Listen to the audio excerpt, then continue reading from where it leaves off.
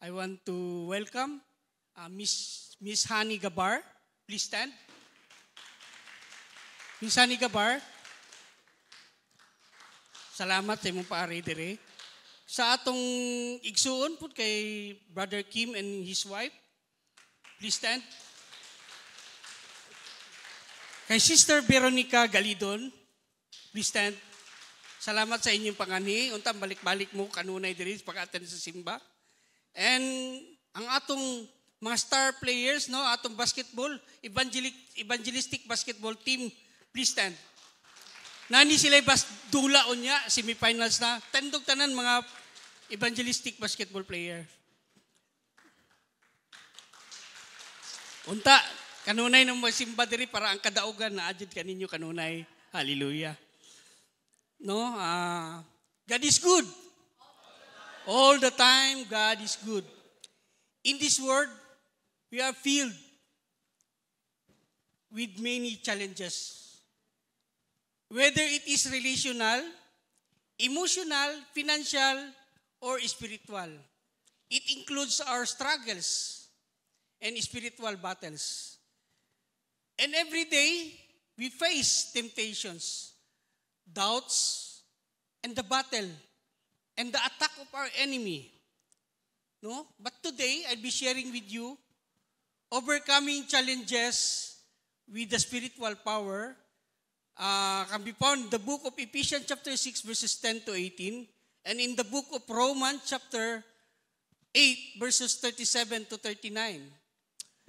This is all about that God empower us to stand in our difficulties and to protect our family in unity. Kaya nga na ginaingon nga let no one left behind, no? As a family of the church, ginatabangan nato magtinabangay kita nga titang tanan maghiuban nga tita tanan magkita-kita dito sa gingarian sa langit. Hallelujah. No? So may I ask everybody to please stand to read our scripture together. In Ephesians 6 verse 10 to 18. Let us read. Finally, my brethren, be strong in the Lord and in the power of His might. Put on the whole armor of God, that ye may be able to stand against the wiles of the devil. For we wrestle not against flesh and blood, but against principalities, against the rulers of the darkness of the world, against the spiritual wickedness in high places. In verse 13, wherefore take unto you whole armor of God, that ye may be able to withstand in the evil day, and having done all stand. In verse 14, stand therefore having loins girded about with truth, and having the breastplate of righteousness. In verse 15, and your feet should with the preparation of the gospel of peace, above all taking the shield of faith, wherewith ye shall be able to quench all the fiery darts of the wicked. Verse 17, and take the helmet of salvation and the sword of the Spirit, which is the word of God.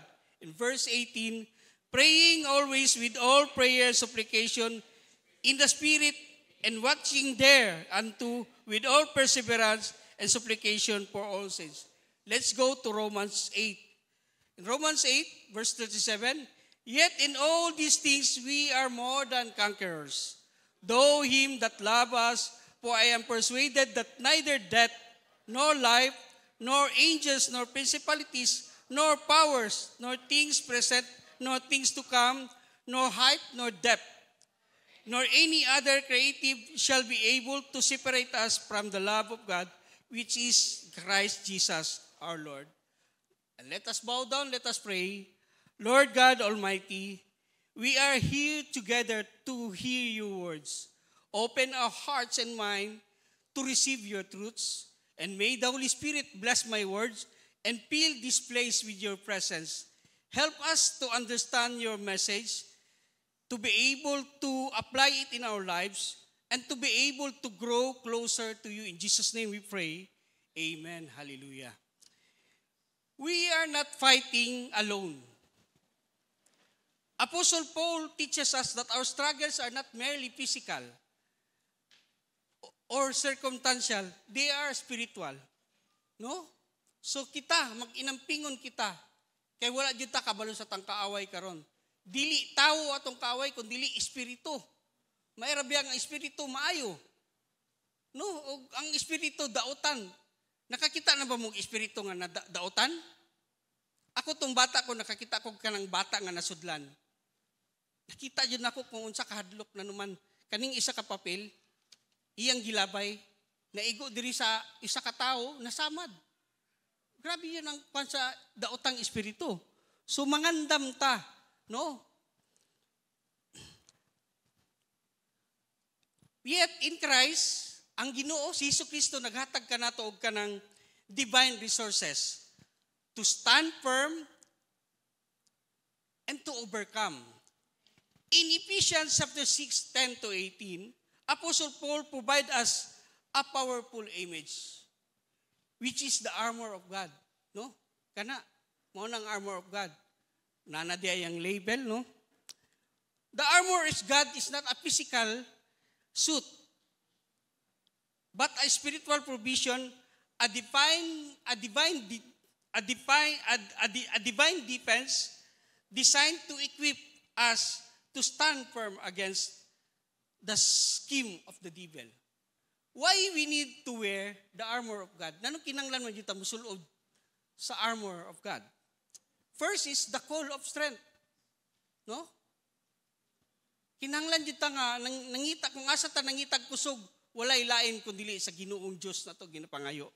In Ephesians 6 verse 10 says, "Finally, my brethren, be strong in the Lord and in the power of His might."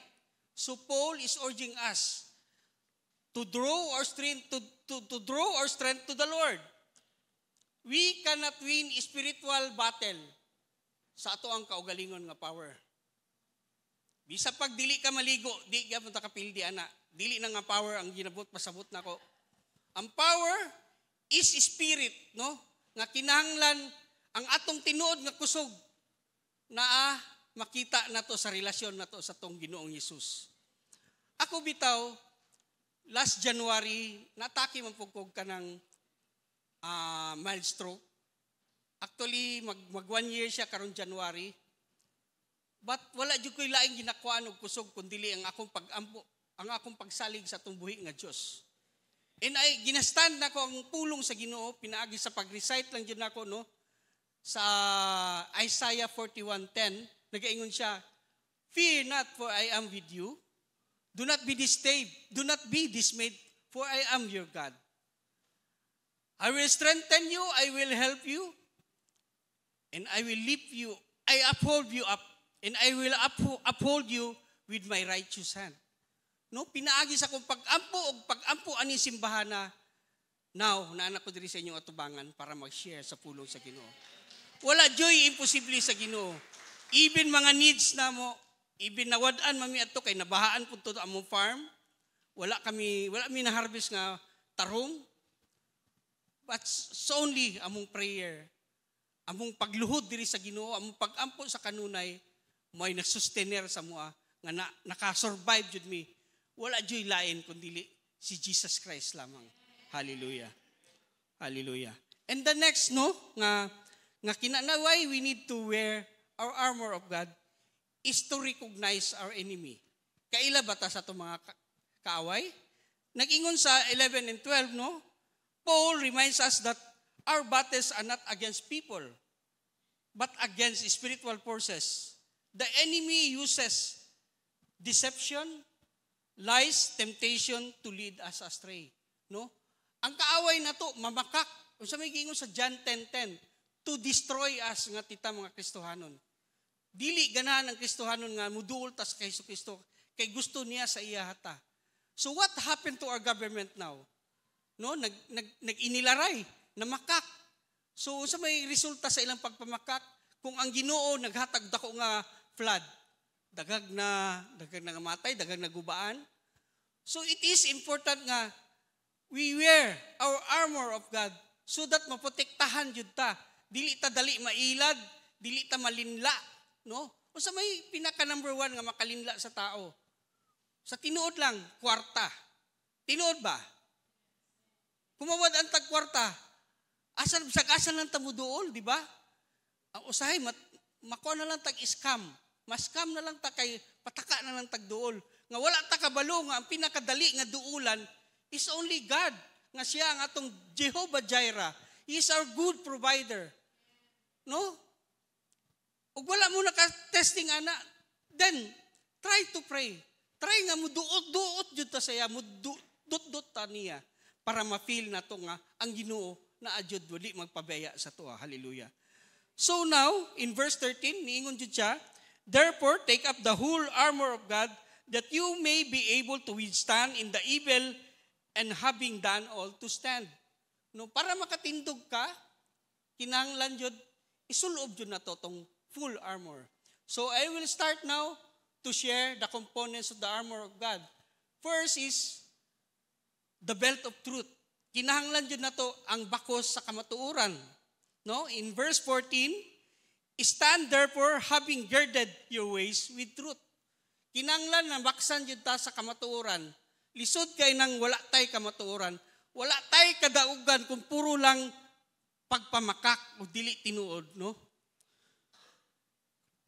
In John 14:6 nagaingon, Jesus answered, I am the way, the truth and the life, and no one comes from the Father except through me. Wala joy lain kun dili si Kristo lamang, no? And John 8:32 says, truth is the foundation. In John 8:32, that you will know the truth, and the truth will set you free. No? In this kaninga armor, ang tinuod may pundasyon nato para maprotektahan nato ang sigig mga pagpamakak. Dili ta dali mailad, dili kita malinla kung nakabalota sa kamatuoran. Unsa may kamatuoran? Kung nagabasa kag Biblia, nagatuon ka sa pulong sa Ginoo, dili ka dali mailad. Naay daghan sige pangilad sa imo, sige istorya sa imo. Ana ka Brad, ayaw na lang Brad. Ingon ang Ginoo, ana lang, di ba? That is the truth.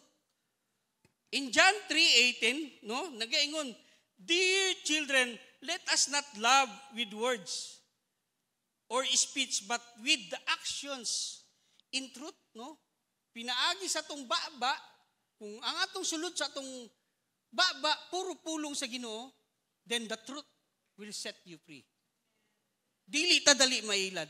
Bisa man nagkalisod-lisod na kag pangitag kwarta, nagproblema na ka, kung ang Ginoo atong duulan, ang Biblia ang atong duulan, ang atong ukbon, God will provide all your needs. Hallelujah. So let's go now to next armor of God. The next armor of God is the breastplate of righteousness. In verse 14, having put on the breastplate of righteousness. No? Ang pagproteksyon sa pagkamatuod at pagkamatarong. Nanong kinahanglan nga diri man jud protektahan ang atong kasing-kasing. Nagaingon diri, righteousness protects our hearts. It is not our own righteousness, but the righteousness of Christ. Nagaingon po sa 2 Corinthians 5:21, basahon ako sa Bisaya, walay sala si Kristo, apan gipaka masasala siya sa Dios. Aron kita atong pagkahiusa kaniya makabaton og pagkamatarong sa Dios. Hallelujah. No, makita ninyo. Si Kristo gibugal-bugalan, gibunal-bunalan o gilansang sa krus aron kita maluwas para kita magbuhat og matarong. No? Isipon nato nang giluwas pa ta sa Ginoo para lang jud ta magpakamatarong. Now, nagaingon jud dito, no? Nga importante jud nang magmatarong kita as Christian. Lisod kayo ang Kristohanon nga nagiluwas na ta sa Ginoo pero wala gyapon ta until now wala pa ta nagbuhat og matarong. Sana lang pagbalik sa Ginoo, lisod kaayo. No? Kung napatay mga vices, napatay mga karakter, attitude nga wala pa nato na usab, this is the time nga mag-usab na ta. Iuban na to siya. Ilansang na to sa cross ang atong mga dili maayong mga buhat. Kaya ang atong Diyos nagpalansang arong kita mahimong magmatarong. Mabuhat ba na nato mga kaigsunan? Hallelujah. Thank you. Hallelujah. And the next armor of God, number 3, is the shoes of the gospel of peace. No? In Ephesians 6 verse 15, and having shod your feet with the preparation of the gospel of peace. No?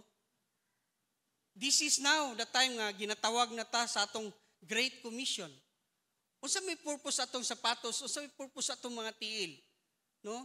Kung dili nato gamiton sa atong Great Commission. Nagaingon diri sa Matthew 28:19, therefore go and make discipleship and make your disciple for all nations, baptizing the name the Father, the Son, and the Holy Ghost, and the Holy Spirit. No? Nga kinahanglan jud magsangyaw kita sa pulong sa Ginoo. Nagaingon diri sa Isaiah 52:7, how beautiful on the mountains are the feet, are those who bring good news. No? Nalipay kay ang Ginoo sa atong mga tao nga nasa bukid. Nganong sa bukid man? No? Kay naningkamot sila nga kay sa ilang time nila Jesus, gabaktas sila para magsangyaw sa pulong. Aron maluwas tong mga tao nga wa pa nakaila kaniya. Yamingon mo sa kuha, dili man ta bukid. Tanawa daw na unsa natong gisakan. Unsa man ta ni sakat, di ba? Napasakat ta diri bukid. Sa is bukid. Singa na siya, ang buot pasabot ng bukid is paningkamutan na to ang atong tiil nga makasangyaw ta sa pulong sa Ginoo, my brothers and sisters. Hallelujah. And lastly, let the peace of Christ rule in your hearts. Ang pagsangyaw sa pulong sa Ginoo, bit-bit na to ang atong limpyo nga kasing-kasing ug ang atong humility. Next is the shield of faith. Kaupat na ni siya nga armor of God. In verse 16, above all, taking the shield of faith, with which will be able to quench all the fiery darts of the wicked one. Faith protects us from the doubt, fear, and despair. It enables us to trust in God's promises, even when circumstances seem bleak. In Matthew 21:22, this is the victory that has overcome the world, our faith. Dili kita magmadaugon kung wala tay pagtuo. Dapat tay pagtuo sa tumbuhi nga Dios. When we pray, nagatuo ba ta nga ang atong pag-ampo ginatubag? Mao man ginaingon pod, no? In what you are asked in prayer, you will receive if you have faith. That's found in Matthew 21:22, no? Kung naatay pagtuo pagatubagon sa Ginoo. Kinsa may nakasulay na nag-ampo nga gihatag sa Ginoo. Hallelujah, titang tanan. Hallelujah. Sa ato pa naa ditong kamatuoran sa Ginoo. Hallelujah.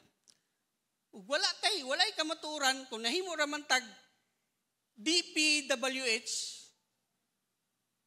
Kabalo man mo meeting sa DPWH? Karon sa kuha lang gikan ha. Dili na diha. Dili na nga kanang Department of Public Ways. Dakog pagtuo, walay holiness. Kinanglan mag-uban ang imong pagtuo, ang pagkabalaan. No? Kung nagatuo ka sa Diyos, balaan ka nga pagkatao. Amen ba? Amen.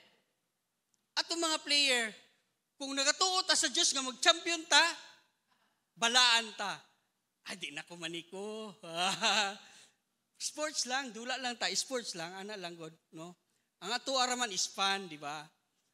Kabalo ko nga sa inyo ha, mga ato amo mga star player sa simbahan, dili ka mo pabiyaan sa Ginoo.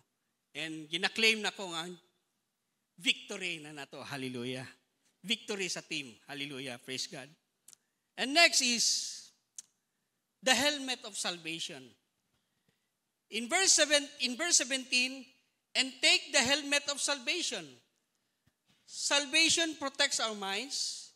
It reminds us of our identity in Christ and guards against false thinking. No? Kanindot nga, o protektahan na to atong huna-huna, na tay helmet nga giluwas dito sa Ginoo, naluwas ta, protektahan na to atong huna-huna, nga dili ta malinla. Na mo nang natay kinanglan na helmet ang atong kaluwasan, ang atong pagkamatarong. No, magpakamatarong ta para maluwas kita. In Isaiah 59:17 nagaingon, He put on righteousness as a breastplate and a helmet of salvation on his head.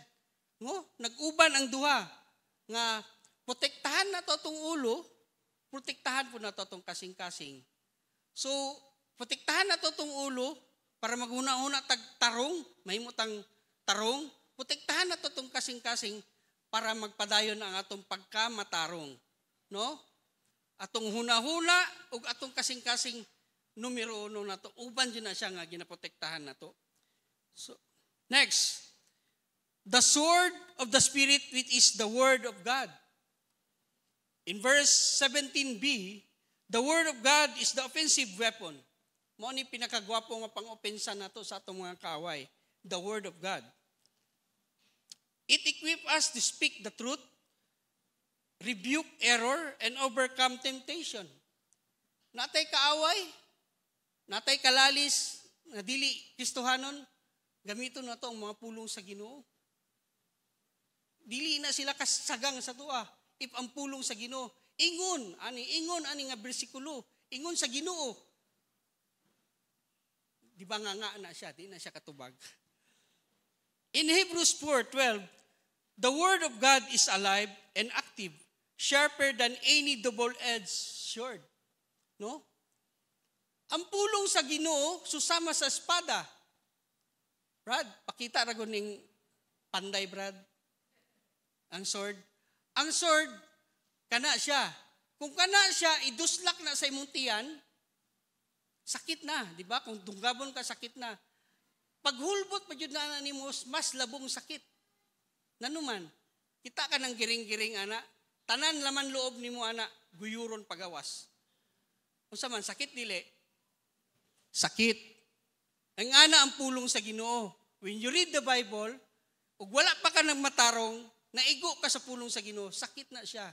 So we need nga, kung nagbasa ta sa pulong sa Diyos, we need to apply so that sunod basa na to, igon ka sa Ginoo, dili na sa sakit. Nanuman, na-apply naman nimo, nagbag-o naman ka. So we need to read Bible every day para naatay panagang sa atong mga kaaway. Amen. Hallelujah. And lastly, last na to nga armor of God is found in verse 18. Praying always with all prayers and supplication in the Spirit, being watchful to this end, with the perseverance and supplication for all the saints. No? Ang pinakalas nga armor na to is wala ilain kundi ang atong mga pag-ampo. Kisa may nag-aampo dire? Amen. Tinood? Amen. Hallelujah. No, kinahanglan jud ng atong pag-ampo. Kinahanglan jud ta mag-ampo nga always before ta mulakaw, bisa ka asa ta mo adto sa eskwelahan, natay mga projects, ampo. Kanunay sa pag-ampo. Kaya nanuman, kinahanglan jud ta mag-ampo to communicate para mag-istorya ta sa Ginoo so that ang atong tanan nga ginapangayo ihatag jud niya. According to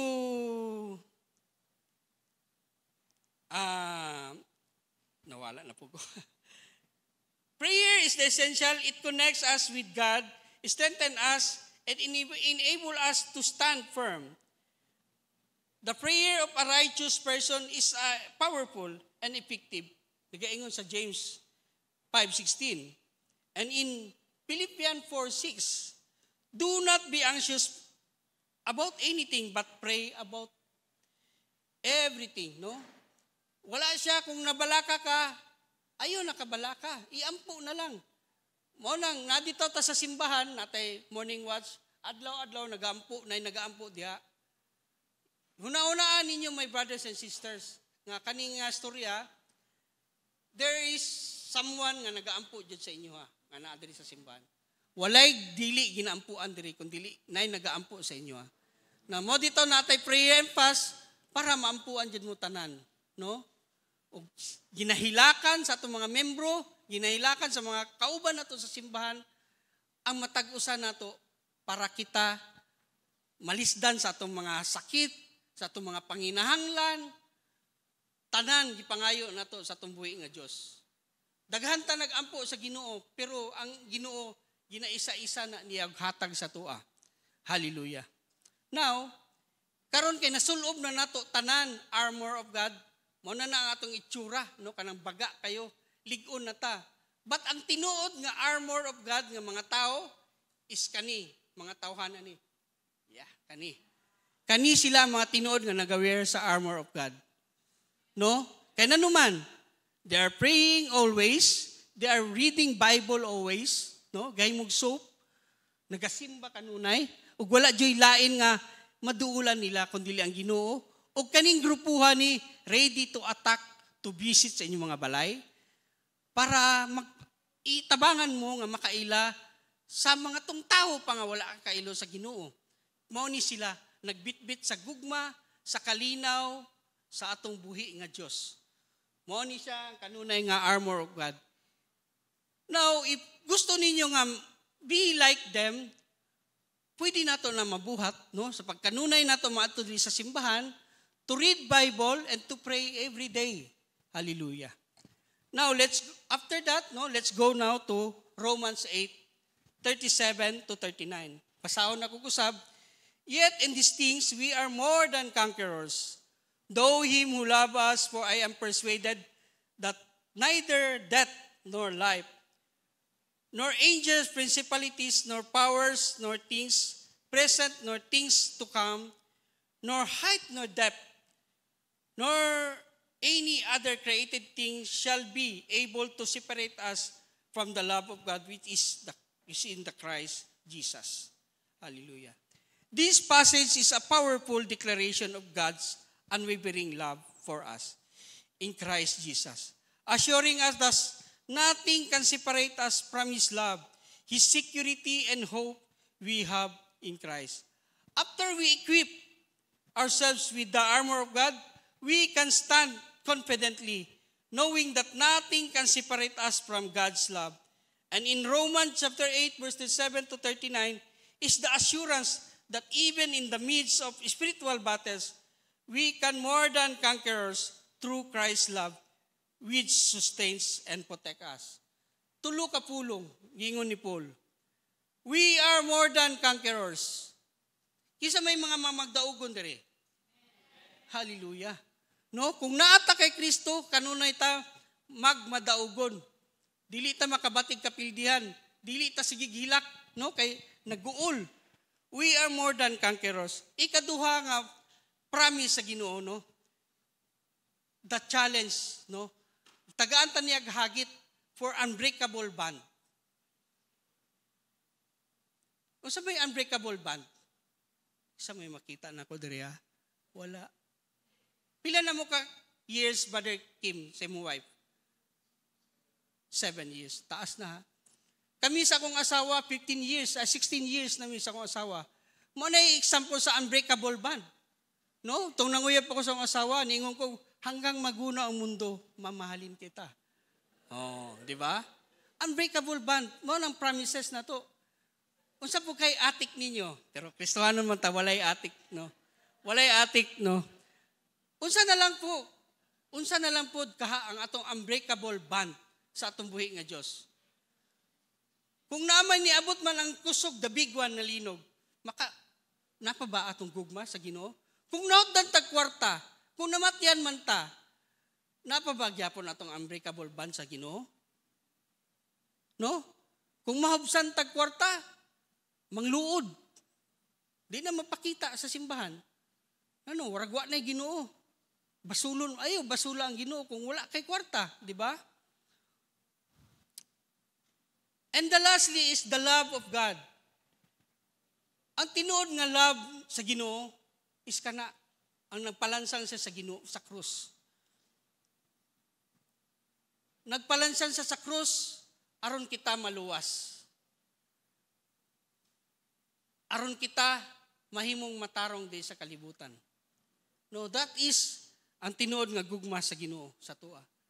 No? We are more than conquerors. No one can separate us through His love of God. No? Wala dyo'y makabulag na to sa Ginoo bisag maglinog man, masampit yun na itong pangalan sa Ginoo. Di ba? Jesus. Pag maglinog, Jesus. No? Magkaratol-ratol na. So let's go to my first conclusion. The armor of God is not just a concept. It's a practical provision for our daily lives. By putting on the belt of truth, the breastplate of righteousness, the shoes of the gospel of peace, the shield of faith, the helmet of salvation, and the wielding the sword of the Spirit, through prayer, we can stand firm against the enemy and live victoriously for Christ. Don't leave any piece of the armor behind. Clothe yourself fully in God's protection and go forth in His power, knowing that He has equipped us for the battle is ahead. And next is in Romans chapter 8, verses 37 to 39, is a powerful reminder of our unshakable love of God. No matter what challenges we face, no matter what doubt we harbor, nothing can separate us from the love in Christ Jesus. Though it is the truth that should transform the way we live, let us embrace His love, share it with others, and live with the confidence that we are more than conquerors through Him who loved us. Wala joy lain kundi si Jesucristo lamang ang atong maduulan. Kay Jesucristo lamang ta, because we are more than conquerors. Hallelujah. No one can separate us to the love of God because ang tinod nga gugma is na kay Jesucristo. Let us pray. Let's bow down. Let us pray. Lord God Almighty, clothe us in your full armor, truth, righteousness, faith, salvation, and your word as we face every battle. Strengthen us by your Spirit, for we are more than conquerors through Christ. Let no fear, trial, or darkness overcome us for your love. In unbreakable shield, may we stand firm, pray boldly, and walk in the victory you've already won. In Jesus' name I pray. Amen and amen. Praise the Lord. Brother Ruel. Brother Ruel is a testament of God's miracle. And according to him, last January, nagka-mild stroke good siya. And abi niya, nakamahuman na yung kinabuhi. Praise the Lord. Brother Ruel, you're here. Palakpakan nato itong Ginoo. We can never stand away from God if our spirit conforms to the Holy Spirit. So na ato ang ginawali dinhi mga igsoon, ang ato ang fire dapat magikan gyud sa atong balaang espiritu. And we praise the Lord for Brother Ruel, and nakatindog gyud siya no by God's grace. And tinuod gayod na ang Ginoo makagagahom sa tanan, nagaayo gyud siya sa ato ang mga sakit. Hallelujah, praise the Lord. And it's been should I say 10 months of recuperation, and he was able to recuperate and stand before you as the man of the hour who gave us the word of the Lord. Gidictate gyud to sa Ginoo para sa ato ang tanan nga makapaminaw gyud ta sa pulong sa Ginoo. And so with that, shall we all stand? Ayan. Let's stand. Og ingna doon yung katupad, are you blessed? Okay, JF, will you please project that blessed nights on screen? Ingna pa usab daw inyong katupad. Bless ka ba igsoon? Okay po na nga ako ang audio cell online. Ipataas daw to gamay online ang ato ang audio para madunggan ta. And now, na ako'y gusto na i-announce sa inyong tanan, I believe inyo na itong nadunggan kaganina sa announcements with Abby and Faith and Carl, natay blessed nights. This Friday ni siya. Say it with me, blessed nights. Sige daw sa likod mo ingon og blessed nights. Bless kay tungod, being with others, listen to each other, eat together, and share your testimony and serve others. So moni siya ang atong evangelistic music fellowship. So this will be a wonderful time for us na i-invite nato ang atong mga pre-believer friends katupang wala nakaila sa atong buhi nga Ginoo, o gusto nato atong miyembro sa pamilya masulod gyud sa fold ni Jesus Christ, sa kingdom sa Ginoo, invite them over. Mao ni siya ang usa sa mga avenue na makapaminaw sila og mga maanindot na mga kanta nga makapahimaya sa Ginoo. And there will be several band who will be, di bang po band, gakita man lang na, no? But several singers and band who will be playing on Friday. So I want you to come and join us, okay? Enjoy po ninyo inyong mga pre-believer friends, okay? And of course, inyong pamilya, basig wala pa sila nakaila sa Ginoo. O ato ang mga kasito-es, o atong mga ka-life group. Sa tanan man sa ato na ay kasito-es, palihog daw kong taas sa mga na ay kasito-es. Praise the Lord. Sa mga naay ka-life group, okay. Napag-iuban, no? Ma'am Olive, pwede nato sila i-incorporate sa atong life group. And please be with us. Magsugod din siya sa alas 6. I want you to be with us. Blessed nights. There will be music, great music, and of course, fellowship with each other. While mag-open ang airs, we will have to eat together, as one family of the Lord. And also, morning siya sa Friday. Now, sa Sunday, next Sunday, yes, it will be our Sports Fest, Thanksgiving Sports Fest. Ayan.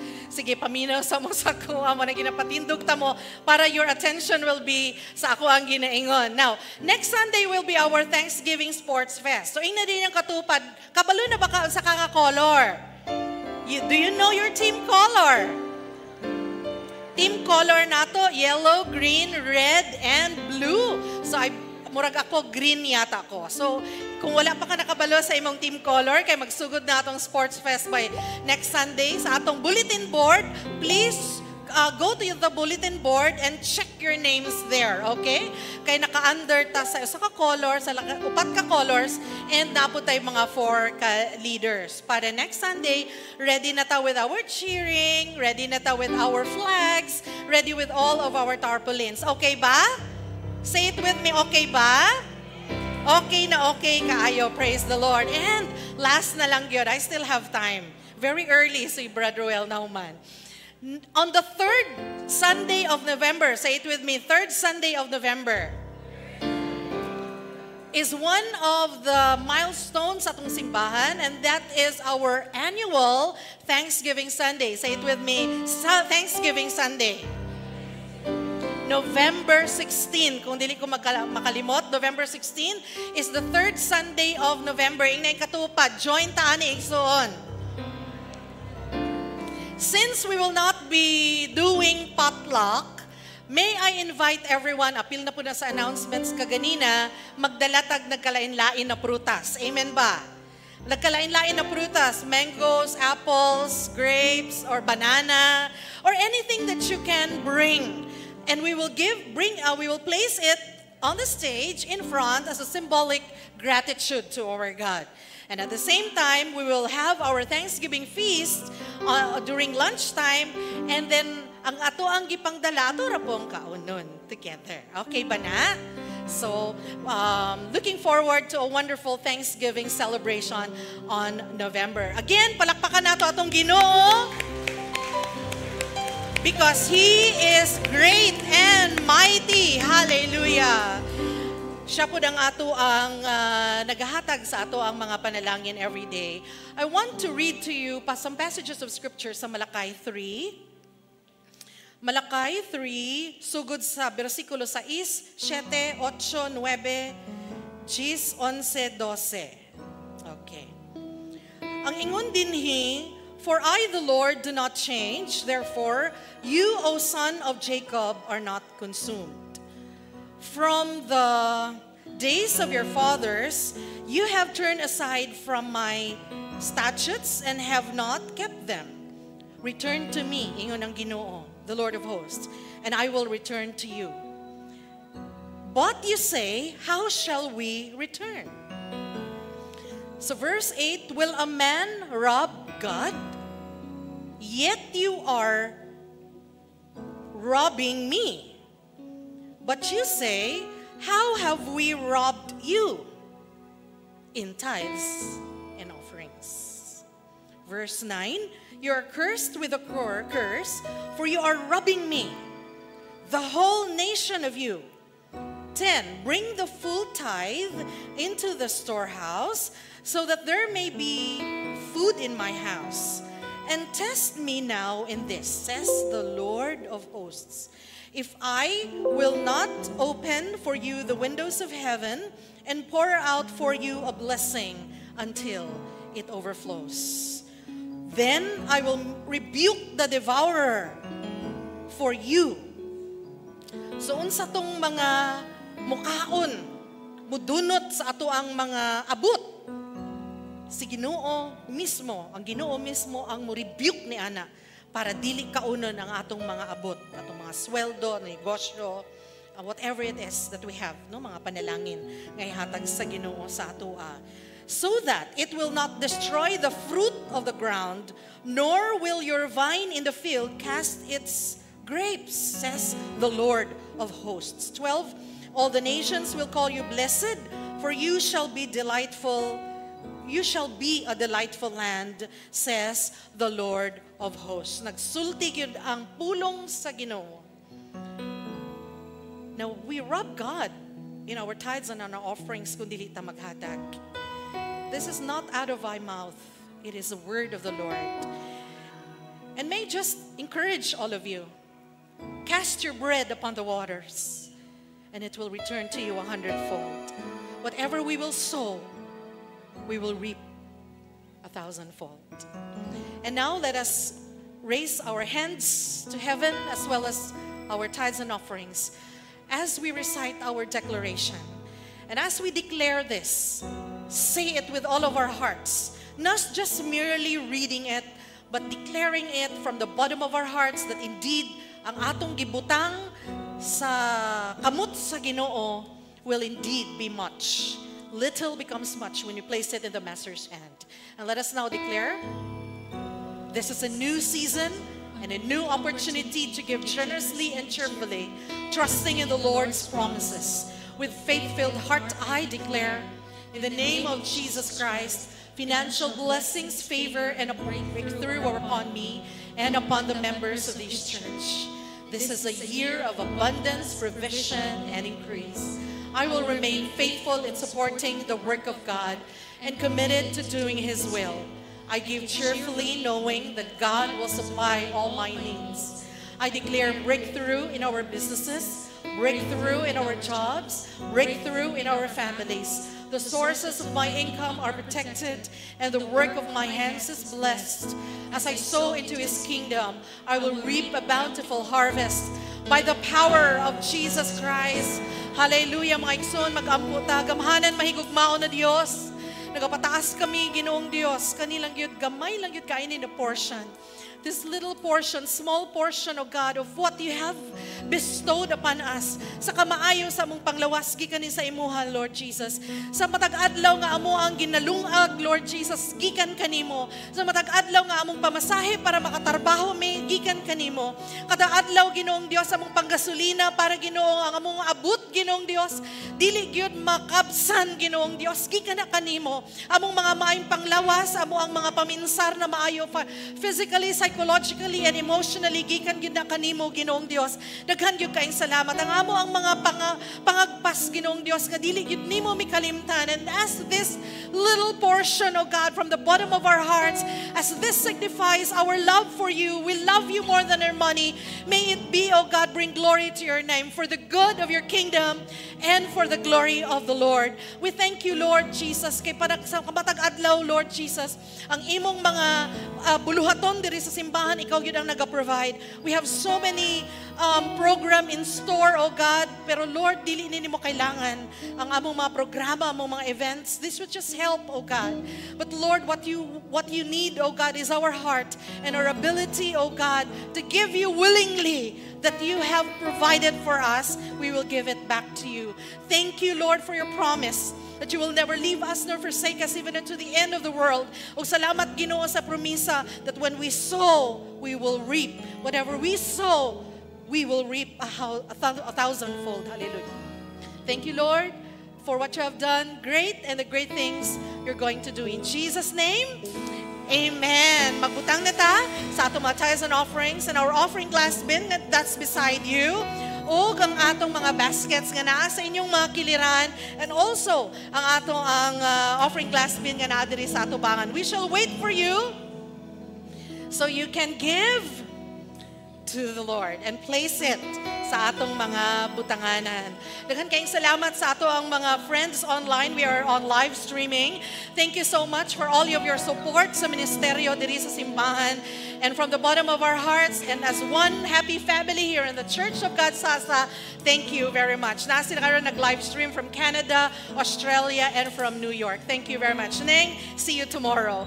Hallelujah. And now, let us sing the song, Walang Hanggang Magpupuri Sa'yo. Walang hanggang magpupuri sa'yo. Walang hanggang ika'y awitan ko. Itataas ko ang dakilang ngalan mo.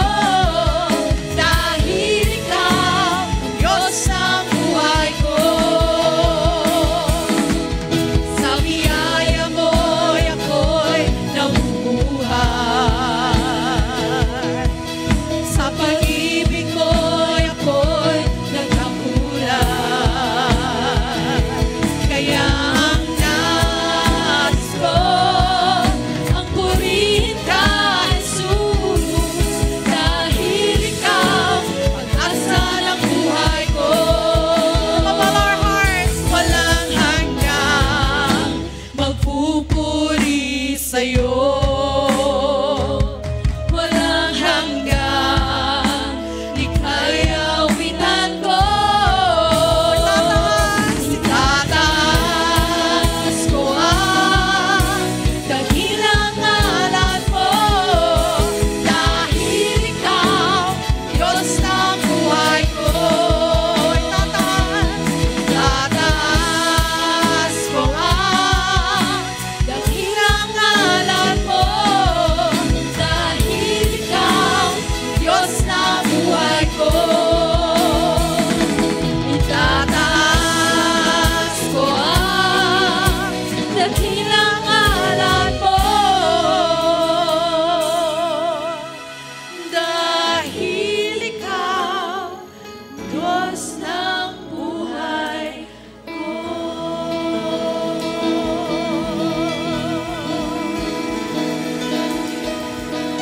Hallelujah. May the love of God, the Father, and the grace of our Lord Jesus Christ, and the sweet communion and fellowship of the Holy Spirit will be with us now and forevermore. And the people of the Lord will shout, Amen. Amen. Thank you. See you po on Friday, blessed nights at 6 o'clock. God bless everyone. Thank you. Thank you. Natay CLDP.